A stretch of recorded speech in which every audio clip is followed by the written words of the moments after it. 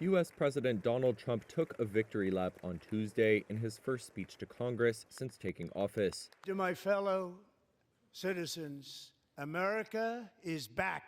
The president went on to assail his Democratic predecessor, Joe Biden, attacked immigrant criminals as savages and what he called transgender ideology.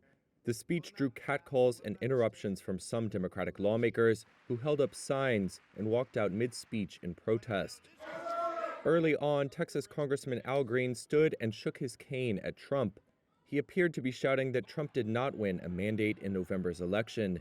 When he refused to sit down, Green was ordered removed to cheers from the Republican side. Remove this gentleman from the chamber.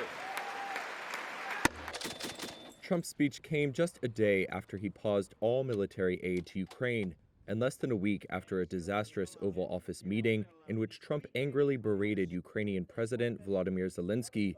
Trump read from a letter he said he had received from Zelensky earlier in the day. The letter reads, Ukraine is ready to come to the negotiating table as soon as possible to bring lasting peace closer. Trump added there were signs from Russia they were ready for a deal that would bring an end to the war in Ukraine. Simultaneously, we've had serious discussions with Russia and have received strong signals that they are ready for peace. Wouldn't that be beautiful? Trump also said Ukraine was ready to sign a minerals deal with the U.S. Washington says that deal is crucial to secure continued U.S. backing for Ukraine's defense. Trump also reiterated his intention to impose additional blanket reciprocal tariffs on April 2nd. Whatever they tax us, we will tax them. On this point, many Republicans remain seated, a signal of how Trump's tariffs have divided his party. The move would likely roil financial markets even more after a dip this week, which Trump did not mention in his speech.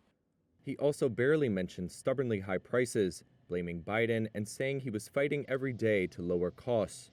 According to a new Reuters Ipsos poll, just 1 in 3 Americans approve of Trump's handling of the cost of living, underscoring concerns that his tariffs could increase inflation.